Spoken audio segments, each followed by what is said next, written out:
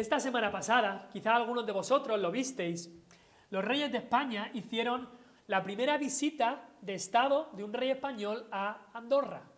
Y allí estaban en Andorra y fueron recibidos con muchos honores. Y una de las visitas que tenían que hacer los reyes de España cuando estuvieron en Andorra esta última semana era ir a un colegio español, un colegio. Así que los niños estaban ahí en el colegio y por supuesto estarían más que emocionados porque el rey y la reina iban a venir. Seguramente si el rey y la reina vinieran a este colegio, que esta semana ha empezado Abigail el colegio, si vinieran al colegio, pues nuestros hijos estarían ilusionados de que van a venir los reyes de España. Pues así estos niños estaban encantados y así el rey y la reina aparecieron, los niños estaban ahí con sus banderas y los reyes vinieron y el rey Felipe saludó a un grupo de niños que había ahí, los saludó de lejos y fue a hablar con otro grupo de niños que había. Y la reina Leticia se quedó hablando con el primer grupo. Pero este primer grupo no estaba contento. Así que le dijeron a la reina Leticia que ellos querían que viniese el rey a hablar con ellos. Así que se puede ver en el vídeo ahí que comienzan a gritar, ¡que venga el rey! ¡Que venga el rey! Y no pararon de hacer esto hasta que el rey Felipe fue a ellos y los saludó y habló con ellos, les chocó el codo y ahí pudieron estar un tiempo hablando con el rey y el rey hablando con estos niños. Y entonces la reina Leticia les dijo, ¿estáis ya contentos? Ya ha venido el rey. ¿Estáis contentos? Ya ha venido el rey. Y ese mismo grito de ya ha venido el rey, ese mismo grito de que venga el rey, es el grito que se escuchaba en Jerusalén hace más o menos 2000 años, en un día como hoy que se celebra en este mundo el Domingo de Ramos. Decían, ya ha venido el rey. Era el tiempo de lo que se llama la Pascua, esta fiesta judía, cuando incluso muchos judíos que estaban lejos de Jerusalén, en otras ciudades, algunos incluso que vivían en otros países, se reunían todos. Había esos reencuentros familiares que a muchos de nosotros nos gustaría hacer ahora, pues había ese reencuentro familiar en esta época de la Pascua. También era un evento que atraía a mucha gente curiosa de ver qué es lo que hacen estos judíos, incluso gente de otras naciones que tenía un interés, que querían saber más sobre la religión judía, sobre el Dios Jehová, el Dios que había obrado estas grandes cosas con el pueblo de Israel. Así que Jerusalén estaría a rebosar. Seguramente no había ningún mesón, ningún hostal que no tuviera todas las camas llenas, todas las habitaciones llenas. Todo estaría abarrotado. Cada día en las calles habría gente y más gente y más gente. Imagínate que estás allí en Jerusalén en este tiempo y hay tanta gente y de repente un día empiezas a escuchar un alboroto. Gente gritando y gritando y gritando. Y claro, te interesas a ver qué es lo que está pasando y escuchas esto que hablábamos, que decían estos niños, el rey viene, ha venido el rey. Y claro, alguien que supiera un poco de cómo funcionaba la estructura de liderazgo judía, diría, el rey, Herodes ha venido. Herodes era el rey entonces, Herodes habrá venido. Pero entonces dicen, no, ha venido el hijo de David. Herodes no era hijo de David, Herodes era un medio extranjero que se había colado ahí como rey de los judíos. Pero dicen, ha venido el hijo de David. Y cuando empiezas a escuchar el esperado, bendito el que viene en el nombre del Señor. Cuando empiezas a escucharte, empiezas a pensar, ¿quién será este? ¿Será? ¿Puede ser aquel que hemos esperado por tanto tiempo? ¿Puede ser que sea el Mesías? ¿De aquel que hablaban los profetas? Y eso es lo que mucha gente de Israel había esperado por tanto tiempo. Que viniera el rey Mesías. Había muchos en la nación que estaban esperando esto, que gritaban como estos niños, gritaban en su corazón, que venga el rey ya. Así que la semana pasada estuvimos estudiando esa mujer, ese pasaje donde esa mujer unge los pies y la cabeza de Jesús. Y seguramente ese evento ocurrió justo la noche antes de esta entrada triunfal de Cristo a Jerusalén. Fue de allí, de Betania, una ciudad que estaba al este de Jerusalén, como más o menos a unos 3 kilómetros, de ahí que Cristo salió para comenzar esta entrada triunfal a Jerusalén. Hoy en lo que se llama en España el Domingo de Ramos, y aunque por supuesto rechazamos la idolatría de la Iglesia de Roma, que tanto ha hecho estos años, en este día, creo que es bueno y es edificante recordar, sin idolatría, pero recordar en este día la entrada triunfal de nuestro Señor a Jerusalén. Hoy queremos estudiar esta llegada del Rey a Jerusalén, la llegada del Rey a Jerusalén.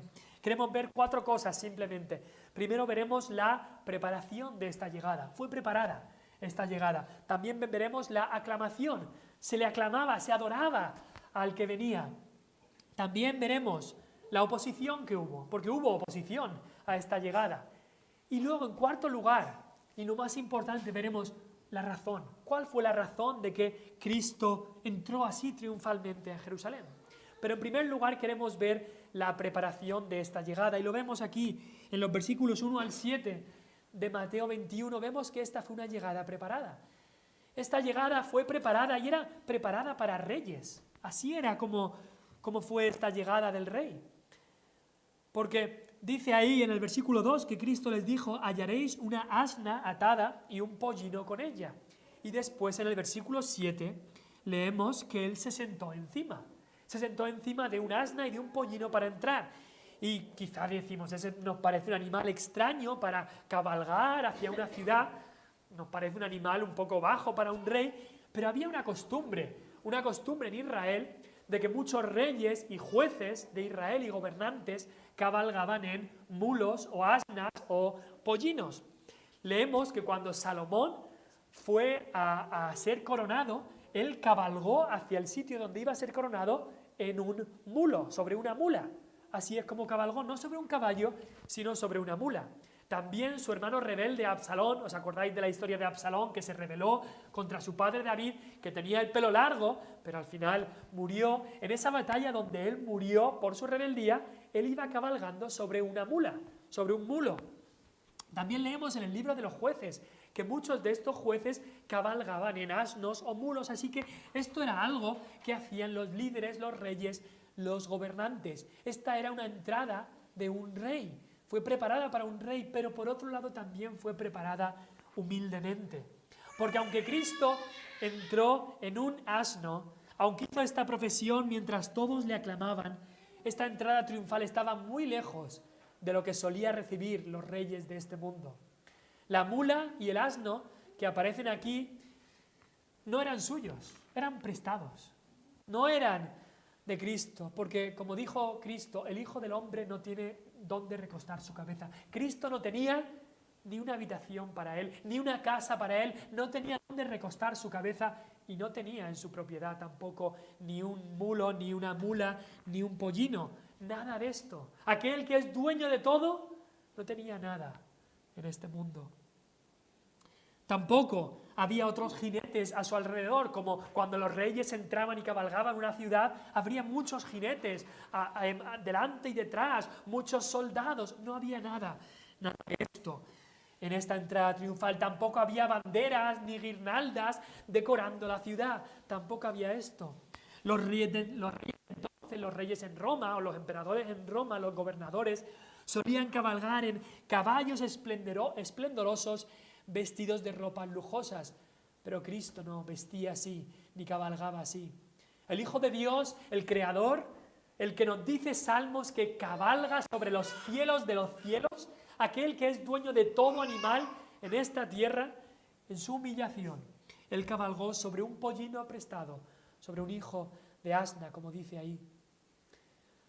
Pero también esta entrada fue preparada proféticamente. ¿Y a qué me refiero ahí? A que una profecía se cumplió, una profecía del Mesías se cumplió, como vemos en el versículo 4 y 5. Dice ahí: todo esto aconteció para que se cumpliese lo dicho por el profeta. Y esto se refiere al profeta Zacarías. El último libro del Antiguo Testamento es Malaquías y el de antes es Zacarías. Y si vais a Zacarías capítulo 9 y versículo 9, Zacarías 9:9, dice ahí: alégrate mucho, hija de Sión, da voces de júbilo, hija de Jerusalén. Y eso se refiere a la gente de Jerusalén, el pueblo de Jerusalén.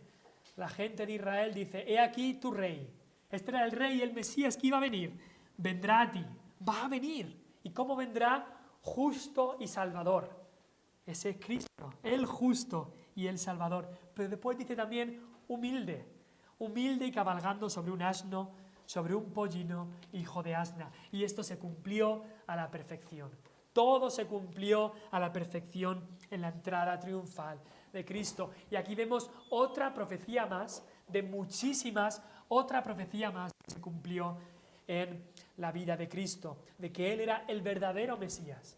Así que esta entrada fue preparada para un rey, fue preparada humildemente, fue preparada también proféticamente, pero fue preparada milagrosamente. Porque Cristo dijo ahí, en el versículo 2, Cristo dijo, de Mateo 21, Cristo dijo, id a la aldea que está enfrente de vosotros, y luego hallaréis una asna atada y un pollino con ella, desatadla y traédmelos. Y si alguien os dijere algo, decid, el Señor los necesita, y luego los devolverá. Cristo sabía exactamente lo que ellos se iban a encontrar. Nadie le tenía que decir a Cristo dónde encontrar un asna, dónde encontrar un mulo. Él sabía perfectamente dónde encontrar estas cosas. Él conocía perfectamente incluso la conversación que iban a tener sus discípulos. Él sabía que le iban a preguntar esto y lo que tendrían que decir. No fue casualidad, por supuesto, no hay casualidad. No creemos como cristianos en el azar o en la casualidad. Todo está ordenado por Dios. Dios sabe todo lo que va a pasar. Esto fue un milagro. Cristo siendo Dios, Él sabe todo lo que decimos. Todo lo que dijimos ayer, Cristo lo sabe. Y todo lo que vamos a decir mañana, Él lo sabe. Él sabe con lo que nos vamos a encontrar mañana. Él sabe perfectamente todas esas cosas. Él sabe todas las cosas. En Hebreos 4, versículo 13 nos dice que todas las cosas están desnudas y abiertas a los ojos de aquel a quien tenemos que dar cuentas. No pienses que puedes envolver esta parte de tu vida que Cristo no daba a ver, o esta conversación que tuviste, esto no se lo voy a decir a nadie y nadie lo sabrá, o incluso ese pensamiento, nadie puede ver mis pensamientos, nadie puede saber lo que estoy pensando. No, Cristo lo sabe todo. Cristo sabía exactamente con lo que se iban a encontrar los discípulos allí. Y no vamos a estudiar mucho más sobre este pollino, porque me acuerdo el pastor Lyle que hace 5 meses predicó sobre este pasaje, enfocado más en el servicio que este animal hizo, pero vemos que esta llegada para el Cristo, para el Rey, fue preparada de una manera muy, muy especial. Pero no solamente vemos la preparación de esta llegada, sino también la aclamación en esta llegada.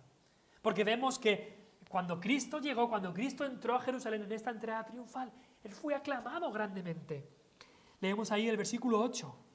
Y la multitud, que era muy numerosa, tendía sus mantos en el camino, y otros cortaban ramas de los árboles y también las tendían en el camino. Y la gente que iba delante y la que iba detrás aclamaba diciendo: Hosana al Hijo de David, bendito el que viene en el nombre del Señor, hosana en las alturas.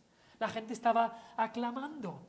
Y cuando comparas la narración que tenemos en este evangelio con las que tenemos en los otros 3 evangelios, porque de manera curiosa y de manera importante, este evento es uno de los únicos eventos en la vida de Cristo que aparecen en los 4 evangelios, tanto Mateo, Marcos, Lucas y Juan. Y eso nos quiere decir algo, nos quiere decir que esto es importante, es muy importante. Hay algunos eventos que aparecen en los 4 evangelios y eso nos quiere decir el Señor que esto es algo muy importante. Y cuando los comparamos con los otros evangelios, vemos más detalles sobre qué es lo que pasó en esta aclamación. Nos podemos preguntar, ¿pero dónde estaban? Y los evangelios nos dicen que estaban ya cerca de la bajada del Monte de los Olivos. No sé si algunos de vosotros sabéis algo de la geografía de Jerusalén. Yo nunca he estado ahí. Mi padre estuvo en Jerusalén, pudo visitar hace 1 año y medio por ahí, pero yo nunca he estado ahí. Pero he leído y he visto en el mapa que Betania y también el Monte de los Olivos está al este de Jerusalén, al este. Y más o menos, si tú estás donde está el templo o donde estaba el templo de Jerusalén, el Monte de los Olivos es como que se eleva así y Betania está al otro lado, así que ellos deberían ver a Cristo bajando por el monte. Y era una bajada bastante larga, esta bajada que Cristo hizo. Y así es como Cristo entró a Jerusalén. Y desde ahí hasta que llegó al templo, le aclamaban y le aclamaban. Porque nos dice el versículo 15, ahí de Mateo 21, que seguían aclamándole en el templo los muchachos. Es decir, le alabaron por todo el camino. Desde quizá el Monte de los Olivos, desde quizá hasta Betfagé, hasta todo ese camino, hasta el templo. No es que alabaron un rato y después ya se cansaron, ya bueno, vámonos a nuestras tareas. No, alabaron todo este rato. Y eso nos hace ver a nosotros que nuestra vida como cristianos debe ser una vida de alabanza continua. No solamente venir los domingos, cantar por 15 minutos, 3, 4 himnos y ya está, sino que nuestra vida debe ser una vida de alabanza continua. Cuando estemos en nuestras tareas, cuando estemos en la casa, en el trabajo, en lo que sea, alabar a Dios, alabar en nuestras mentes, podemos alabar incluso cantando cuando estemos o silbando de la manera que sea, pero alabar en nuestros corazones al Señor. Y otra pregunta que nos podemos preguntar, pero ¿cuánta gente había aquí? ¿Cuánta gente? Se nos dice ahí en Mateo 21 que la multitud, Mateo 21:8, la multitud era muy numerosa. En otros evangelios nos habla de que toda la multitud de los discípulos. Y luego nos dice también en otros evangelios que habían grandes multitudes que habían venido a la fiesta. Y al oír que Jesús venía a Jerusalén, vinieron ahí a aclamarle. También nos habla de los muchachos aclamando en el templo. Vemos aquí muchísima gente, no sabemos cuántos miles de personas, pero muchísima gente que había en Jerusalén aclamando a Cristo. Y vemos que era gente de toda edad. No eran solamente los adultos, no solamente los ancianos, nos dice también los muchachos. De bien pequeñitos ya estaban ahí aclamando al Señor. Y yo creo que habría también ricos y pobres de toda clase y de toda edad. Y por supuesto, qué alegría es cuando los niños pequeños vienen a Cristo y le alaban y le aclaman. ¿Y qué es lo que estaban haciendo esta gente? Se nos dice aquí que tendían sus mantos en el camino. Es decir, cogían sus ropas, sus túnicas, sus abrigos, sus mantos y los ponían en el camino, quizás no exactamente donde iba a pisar o quizá por los lados, pero cogían sus ropas y se las ponían delante a Cristo. Y esto era una costumbre que se hacía en ocasiones para significar que te sometías a un rey. Esto era lo que se hacía. Lo leemos con el rey Jehú en Israel, que le hicieron esto. Cuando él lo declararon rey, la gente vino y puso sus mantos para que él se sentara encima. Puso sus mantos para que él pasara por encima de todo eso, significando, me someto a ti. Lo que yo tengo, lo pongo a tu servicio. Eso es lo que estaban diciendo con esta acción. También nos dice ahí que tomaron ramas de palmera y salieron a recibirle. Eso nos dice Juan, se nos dice en otros evangelios que cortaban ramas de los árboles y las tendían en el camino. En algunas versiones también se dice que eran ramas de olivo, así que tendrían ramas de palmera y ramas de olivo, que eran dos árboles que había bastantes allí en Jerusalén. Y esto de cortar ramas de las palmeras o de los árboles era algo que se hacía muchas veces en otra fiesta que ellos tenían, que se llamaba la fiesta de los tabernáculos, que se construían como unas tiendas de campaña o tabernáculos con estas ramas. Y esto significaba el gozo que tenían. Era una señal de que tenían una alegría tremenda. Cortaban las ramas y las movían o las ponían a sus pies. Y eso era una demostración del regocijo que tenían. Esto era lo que estaban haciendo, demostrando su regocijo, su gozo, su alegría de que el rey había venido, pero también sometiéndose a él o diciendo que se sometían a él. Y es lo que tendríamos que hacer nosotros también como cristianos. Esas dos cosas, sometimiento a Cristo, pero no solo sometimiento con una cara triste, que es lo que tengo que hacer, no, sometimiento con gozo, contentos de que nuestro Rey ha llegado a nuestros corazones y nos ha salvado. Y dice ahí que la gente que iba delante y los que iban detrás aclamaban. Eso nos dice ahí en Mateo 21, versículo 9. En otro evangelio dice que la gente gozándose comenzaron a alabar a Dios a grandes voces por todas las maravillas que habían visto. No sé si os acordáis, pero la resurrección de Lázaro había pasado justo unos meses antes. y Lázaro vivía en Betania. Y creemos que justo la noche de antes de esta entrada triunfal habían estado allí con Lázaro, María y Marta. Y sabrían que Lázaro había resucitado y allí estaba vivo. Así que venían a adorar, a aclamar al rey por las maravillas que habían visto. Este es el rey que da vida a los muertos. ¿Y qué eran las cosas que estaban diciendo? Pues aquí en Mateo dice que decían: Hosana al hijo de David.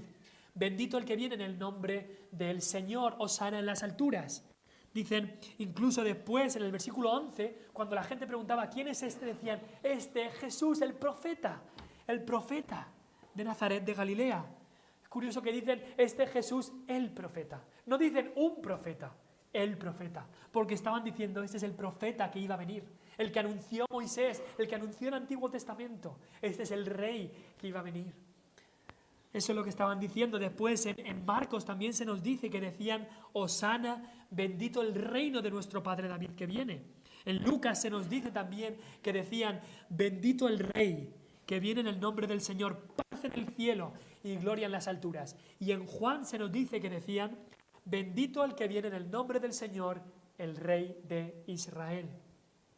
Y daban testimonio a la gente que estaba con él cuando llamó a Lázaro del sepulcro. Es decir, estaban también alabándole por lo que había hecho con Lázaro.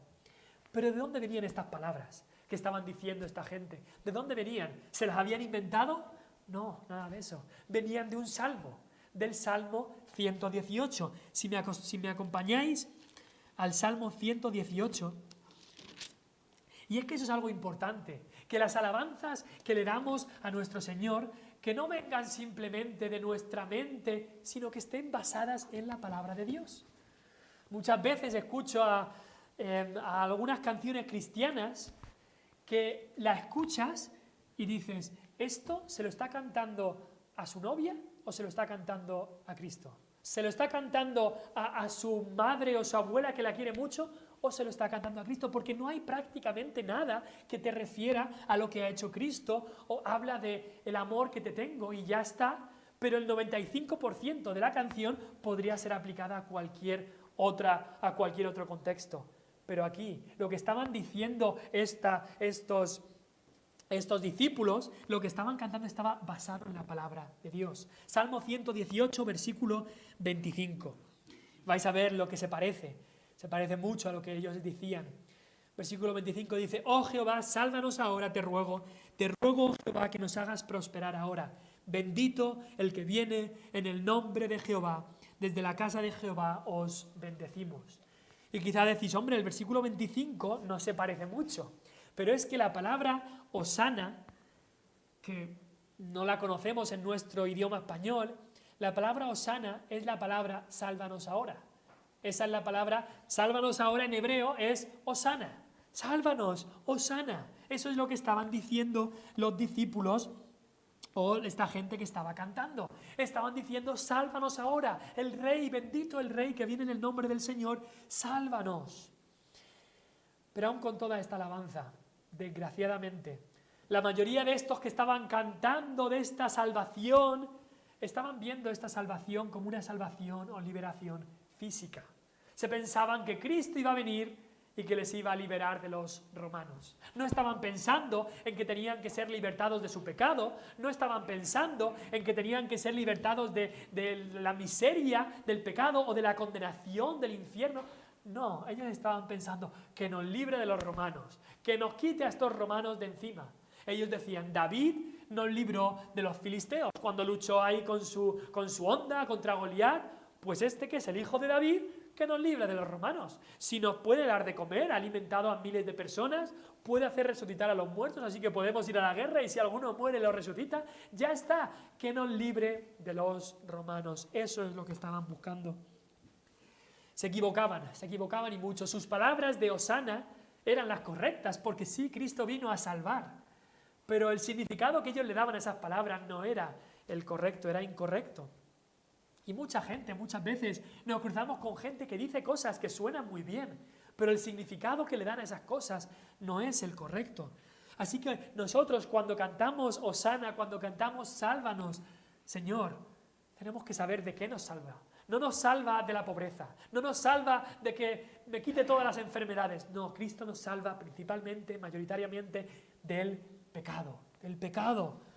De eso es lo que nos salva a Cristo. Así que digamos, sálvanos Señor, y nos referimos a esa salvación espiritual. Y aquí nos damos cuenta de que esta aclamación de toda esta gente, de muchos de esta gente fue falsa, fue hipócrita. Y qué triste es que esta misma gente que en este domingo estaba, en este primer día de la semana, estaba cantando Hosana, Hosana, unos días después, seguramente muchos de ellos se pusieron a gritar, crucifícale, crucifícale, crucifícale. La misma gente que cantó esto de Hosana, que cantaba esto de qué bendito es Cristo. El día jueves, unos días después, comenzaron a decir, maldito es, crucifícale. Y lo crucificaron y sabemos que maldito es todo el que es colgado en un madero. Aquellos que bendecían, después maldijeron. ¿Cuánta hipocresía vemos ahí? ¿Cuánta hipocresía vemos aquí? Las multitudes, como otros los hacían, pues también se unían a cantarle ahora a Cristo. Y unos días después le maldecían y pidieron que fuese crucificado. El rey había llegado. Y aún con toda esta entrada triunfal y las aclamaciones de la gente, el apóstol Juan nos dice, a lo suyo vino y los suyos no le recibieron. No le recibieron. Pero luego hay buenas noticias porque dice, mas a todos los que le recibieron, a los que creen en su nombre, les dio la potestad de ser hechos hijos de Dios. Y esa es la seguridad que tenemos, que si en el día de hoy tú pones tu fe en Cristo, aunque le hayas rechazado por mucho tiempo, si en el día de hoy tú pones tu fe únicamente en Cristo, Él te promete que te va a salvar, que te va a salvar. Y que encima tendrás la seguridad de ser hecho hijo de Dios. No vas a tener que decir, a ver si me gano el cielo, a ver si Jesús me acepta un día, a ver si un día se me abren las puertas del cielo. No, Él te dará la seguridad de ser hecho hijo de Dios. La seguridad hoy la puedes tener. Eso nos dice Juan 1, versículo 12. Y te pregunto, ¿y qué contigo? ¿Y qué de ti? ¿Eres como esta multitud? Quizá hoy estás aquí cantando alabanzas, pero no has recibido a Cristo como tu Rey. Hoy cantas alabanzas a Dios y mañana blasfemarás su nombre. Hoy parece que le honras con tu boca, pero mañana delante de tus amigos, delante de tus compañeros, delante de tus vecinos, delante de tus compañeros de trabajo, le deshonrarás con tu boca. Hoy te acuerdas de su nombre, mañana le olvidarás, le rechazarás, le negarás como hizo Pedro. Hoy dices Hosana y mañana dirás sea crucificado. Así deberíamos examinar nuestros corazones. Hemos visto la preparación y la aclamación en esta llegada. Pero en tercer lugar queremos ver que hubo oposición a esta llegada. Vemos ahí que en el versículo 10 hubo una gran conmoción. ¿Y a qué se refiere con eso? Se refiere a que se turbaron, que se asustaron incluso. Dice, cuando entró él en Jerusalén, toda la ciudad se conmovió, diciendo, ¿quién es este? Y pensar un poco, ¿os suena que en la ciudad de Jerusalén hubo otro momento que la ciudad entera se turbó y se conmovió cuando alguien les dijo que había un rey que había llegado? ¿Os suena? Es que esto es exactamente lo que había pasado en esta misma ciudad 33 años antes, cuando Cristo nació. Llegaron los magos de Oriente y nos dice Mateo 2 que cuando los magos de Oriente dijeron, ¿dónde está el rey de los judíos que ha nacido? Toda la ciudad se turbó y Herodes también. ¿Pero qué es esto? ¿Un rey que ha nacido? Nosotros ya tenemos rey con Herodes, no queremos ningún otro. Eso es lo que estaban diciendo. Y ahora cuando el rey llega en esta entrada triunfal, otra vez la ciudad se vuelve a turbar, se conmueve, viviendo una experiencia similar. Antes, cuando llegaron los magos de Oriente, hace 33 años antes, no sabían dónde estaría el rey de los judíos que ha nacido. Y ahora, cuando llega Cristo, dicen, ¿quién es este? Una total ignorancia. Había una total ignorancia en esta ciudad de Jerusalén. Pero ¿sabéis qué? La ignorancia no es excusa. La ignorancia no es excusa. No podremos decir cuando estemos en la presencia de Dios un día, es que yo no sabía eso, yo no sabía que la Biblia decía eso, yo no sabía que esto o eso era pecado, yo no lo sabía. La ignorancia no es excusa. De la misma manera que en las leyes de nuestro día aquí en España. Tú no puedes decir, es que yo no sabía que robar algo está mal. Yo no sabía que las leyes no permiten eso. Incluso ahora, la verdad, lo tenemos un poco difícil con esto del COVID, que las restricciones cambian cada semana casi, y no sabemos si podemos hacer algo o no lo podemos hacer. Pero la ignorancia de la ley no exime del cumplimiento de la ley. Así que, ¿qué es lo que tenemos que hacer como cristianos? Vayamos a la ley y al testimonio, como dijo el profeta, a la ley y al testimonio, y así también sabremos discernir lo que dicen otros, a la ley y al testimonio. Si no hablaren conforme a la palabra, es que no les ha amanecido. Así que vemos que hubo conmoción en la ciudad de Jerusalén, pero también vemos que hubo indignación en los líderes, en los fariseos. Había gran oposición a Cristo. Y cuando vieron lo que Cristo había hecho de entrar triunfalmente, esto era una barbaridad para estos judíos, porque ellos creían que Cristo era un impostor. Incluso no les importaba quién era Cristo, ellos querían seguir con su hegemonía, ellos querían seguir con su puesto y no les importaba nada el Señor Jesús. Jesús había entrado triunfalmente y ahora comenzó a limpiar el templo, comienza a enseñar, comienza a sanar. Y en el versículo 15 tenemos algo muy interesante, porque nos dice ahí, los principales sacerdotes y los escribas, viendo las maravillas que hacía y a los muchachos aclamando en el templo y diciendo Hosana al Hijo de David, se indignaron. ¿Sabéis qué indigna más a los enemigos de Dios? Aquí nos dice dos cosas, las maravillas que Cristo ha hecho y los muchachos aclamando. Las maravillas y los muchachos, eso le indigna a los enemigos de Dios. Veían las maravillas que Cristo hacía y se indignaban, y veían los muchachos cantando en el templo y se indignaron. Y de la misma manera, el enemigo de Dios, el diablo, Satanás, el mundo se indigna cuando Dios hace la maravilla de la salvación en un alma y hay una transformación total. El mundo se indigna y Satanás se indigna. Y también cuando los muchachos, cuando los niños cantan de corazón al Señor y le entregan su vida, el enemigo se indigna. Es curioso que no nos dice que esta gente se indignara por la multitud que había aclamado a Cristo, porque ellos sabían que mucha gente de esta multitud eran fácilmente cambiables, que en unos días ellos los podían cambiar. Pero sí se indignaron cuando vieron a los muchachos aclamando. Eso sí que le daba rabia. ¿Por qué? Porque el enemigo sabe que el futuro va a estar en estos muchachos y no quiere el enemigo perder ni a uno de estos niños para la causa de Cristo. No quieren y se indigna el enemigo si así ocurre. Cristiano, cristiana, hijo de Dios, hija de Dios, ¿quieres indignar al enemigo? Espero que sí, así que enseñemos a nuestros hijos, a nuestros nietos, a aquellos que nosotros tengamos algo de influencia, enseñémosle a andar con Cristo, a adorar a Cristo de todo su corazón, enseñémosles a nuestros hijos el Evangelio cada día. Y esto derrotará, esto indignará al enemigo. Y así es lo que explicó Cristo cuando dijo, le dijeron estos fariseos estas cosas, y le dijeron, repréndelos. Le dijeron, ¿oyen lo que estos dicen? Y Cristo dijo, sí, versículo 16, sí, nunca leísteis de la boca de los niños y de los que maman, perfeccionaste la alabanza. Y es por eso que en esta iglesia venimos a adorar a Dios como familias, con niños incluidos. Y nos gusta que estén los niños aquí. Y es por eso que fomentamos también que los niños desde pequeños canten los himnos, canten las canciones que adoran a Dios. También enfatizamos y fomentamos que se sienten a escuchar la palabra de Dios.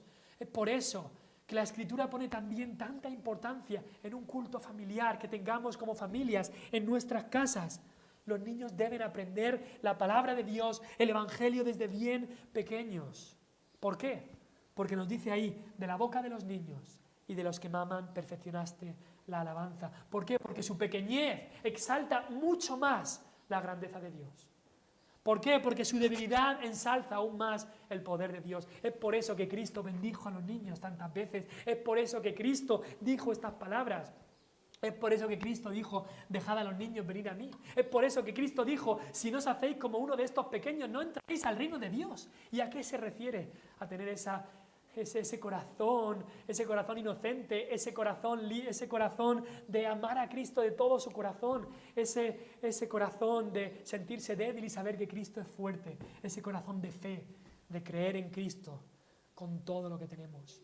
Pero hubo indignación en los fariseos cuando vieron estas cosas, y también envidia, por supuesto. En Juan se nos dice que decían: mirad, ya veis que no conseguís nada, no estamos consiguiendo nada, el mundo entero se va tras él. La envidia les carcomía por dentro, y estos jefes judíos se morían de la envidia cuando veían como el mundo, al parecer, iba detrás de Cristo y le aclamaban. Ellos intentaban en su orgullo hacer cosas para obtener la alabanza de los hombres, y Cristo en su mansedumbre y en su humildad parecía que todo el mundo se iba tras él.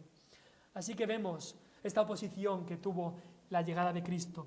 Pero, en último lugar, queremos ver la razón de esta llegada. ¿Por qué? Porque si lo pensamos, si miramos a este evento, podemos preguntarnos ¿por qué?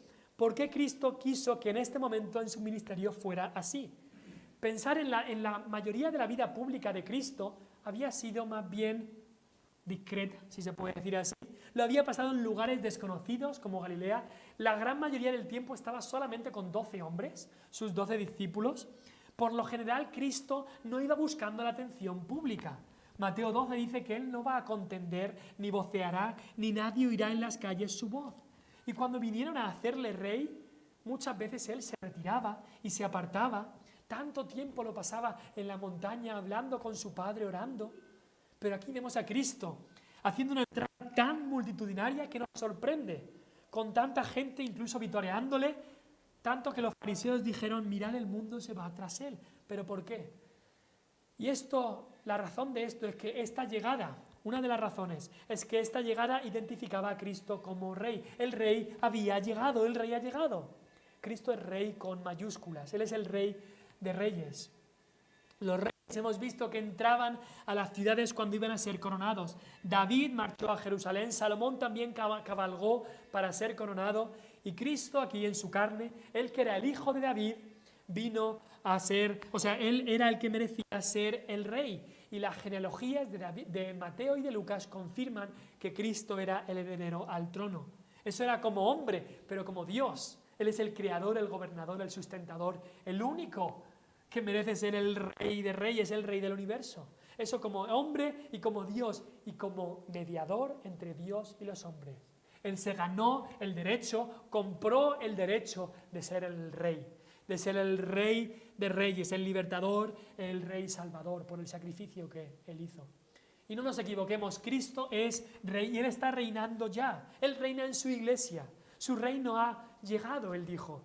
Su reino es todo lugar donde Él es considerado como rey. Y te pregunto a ti, ¿quién es el rey de tu vida? ¿Quién es el rey de tu vida? ¿Eres tú mismo? ¿Es algún otro en lo que digan los demás? ¿Quién manda en tu vida cuando tienes que tomar una decisión?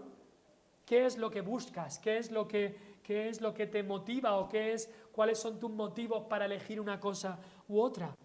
¿Qué es lo que te conviene a ti o lo que quiere el Rey Jesús? ¿Qué es lo que te dicen los otros que hagas o lo que dice el Rey que tú hagas? Esta llegada identificaba a Cristo como Rey, pero esta llegada también anunciaba a Cristo como Salvador. Como Salvador. Y aquí quiero que vayáis al versículo 12 en Mateo. Porque cuando entró, esta es la entrada triunfal a Jerusalén. Pero ¿a dónde entró Cristo? ¿A dónde entró en particular? ¿A qué lugar entró? Dice ahí el versículo 12. Y entró Jesús en el templo de Dios. Y entró Jesús en el templo de Dios. No solamente que el Rey ha llegado, pero el Rey ha llegado para morir. Para morir. Y esta es la razón que mira a este presente inmediato en la vida de Cristo. Cristo cuando llega a Jerusalén, Él no va al palacio de Herodes con toda su pompa y todo su lujo. Él no va al pretorio de Pilato con toda su autoridad. No, Él va al... Me encanta cómo lo dice, porque cuando los evangelistas hablan del templo, suelen hablar del templo y ya está. Pero aquí dice al templo de Dios. Y esta palabra templo aparece 63 veces en los evangelios y solo en 3 ocasiones dice el templo de Dios, y esta es una. Así que creo que lo que Mateo nos quería hacer ver aquí es que Cristo estaba entrando en su propio templo. Ese era su propio templo, porque Él es Dios. Él entró a su lugar, Él entró a su templo. Entró en el templo en el que Él es el que tenían que adorar. ¿Y por qué?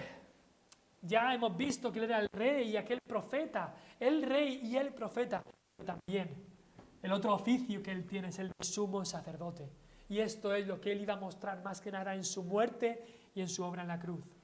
Él era el sumo sacerdote, el que iba a presentar el sacrificio, pero Él era también el sacrificio mismo, porque era el Cordero de Dios que quita el pecado del mundo. Su sangre se iba a derramar para que tú y yo pudiésemos ser salvos, porque sin derramamiento de sangre no se hace remisión. Él vino para morir, Él entró para morir.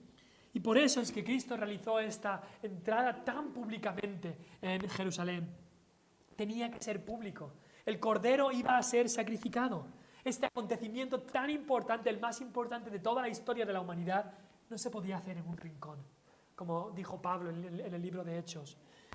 Si Cristo hubiera sido apedreado en Galilea, que a veces lo quisieron apedrear, si Cristo hubiera sido ejecutado o decapitado en la cárcel como Juan el Bautista, seguramente muchos hubieran negado que el Hijo de Dios había muerto. Dirían que es una historia que se han inventado. Pero Cristo fue crucificado de la manera más pública posible. Fue crucificado de una manera pública. Y aquí en esta entrada triunfal lo que estaba haciendo es que todos los ojos de todo Israel estuvieran en Él. Por eso quiso que esto fuera tan público. En su sabiduría Dios ordenó que la muerte de Cristo fuera el acontecimiento más público de todo su ministerio. Y con Jerusalén llena, y después de entrar en Jerusalén tan públicamente, todos los ojos fueron puestos en Él. Él así fue levantado de la tierra en esa cruz. Y Él mismo dijo, un poco después de la entrada triunfal, dice, si yo seré levantado, a todos atraeré a sí mismo, a mí mismo. La muerte del Hijo de Dios, que en realidad significaría la vida del mundo, era innegable. Él vino para morir y su muerte fue pública. Su muerte fue vista por tanta gente. La Pascua, que era el momento que se estaba dando ahora, era el día 14 del mes. Siempre era el día 14. Y la ley decía que en el día 10 era cuando los judíos, los padres de familia, tenían que ir al rebaño y coger una de estas ovejas, examinarla, poner bien, que se vea la oveja, examinar que no tenía defecto y elegir a esa oveja en el día 10. Y entonces guardarían esa oveja para después sacrificarla en el día 14, en la Pascua, que se celebraba, por supuesto, la salida de Egipto. ¿Y qué día estaban aquí? Estaban exactamente en el día 10 del mes. Así que aquí es cuando los padres de familia estaban eligiendo el cordero para sacrificar. Y en ese mismo día, del Monte de los Olivos, bajó aquel que era el Cordero de Dios, que quitaría el pecado del mundo. Aquel cordero se mostró delante de sus ojos, santo, limpio, sin mancha, sin defecto. Ahí estaba ese cordero. Y hoy en nuestro culto y en nuestra adoración queremos levantar a Cristo bien alto para que sea visto por todos. Juan el Bautista lo dijo, he aquí el Cordero de Dios que quita el pecado del mundo. Y nosotros como esos judíos tenemos que escoger qué vamos a sacrificar para Dios. Muchos escogen sacrificar sus buenas obras. Yo voy a presentarle buenas obras. Muchos escogen, yo voy a presentarle dinero. Yo voy a presentarle tal o la otra cosa. Y aquí está el Cordero de Dios entrando triunfalmente para que escojamos ese Cordero de Dios que quita el pecado del mundo y sea Él nuestra única esperanza. Esta llegada de Cristo anunciaba que Él era el Salvador, pero también ilustraba su ascensión al trono de Dios, porque miraba ese futuro cercano que iba a ser la ascensión. El Rey ha llegado, sí, ha llegado para morir, sí, pero ha llegado para morir y después resucitar y ascender y sentarse en el trono celestial. La ascensión también sería una entrada triunfal. La única persona que ha entrado al cielo, para la cual se han abierto las puertas del cielo por su propio derecho, ha sido Cristo. Nadie, ninguno de nosotros puede entrar al cielo y pedir que se abran las puertas por nuestro propio derecho, porque no tenemos ningún derecho más que ser echados al infierno para toda la eternidad. Pero Cristo ascendió al trono, Él ascendió al cielo y a Él se le abrieron las puertas, esas puertas sempiternas de las que habla el Salmo 24, se abrieron para que entrara Cristo. Por primera vez un hombre se ganaba el derecho a que las puertas del cielo se abrieran para él, porque él era el Dios hombre, Jesucristo. Pero esta llegada también anticipa su segunda venida. Un día él entrará en Jerusalén, esta vez no para salvar, sino para sentarse a juzgar las naciones. Entonces él no vendrá en un asno, sino en un caballo blanco. Él, que es el fiel y verdadero, lo montará, y se nos dice en Apocalipsis que con justicia peleará y juzgará.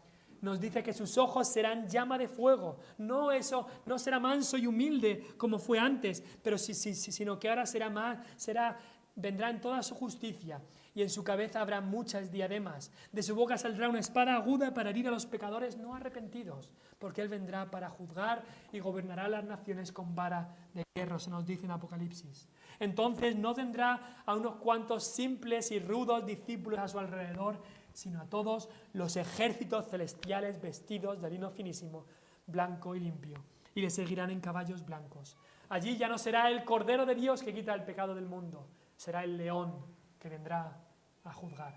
Y tenemos que darnos cuenta si estamos preparados para esa segunda venida de Cristo.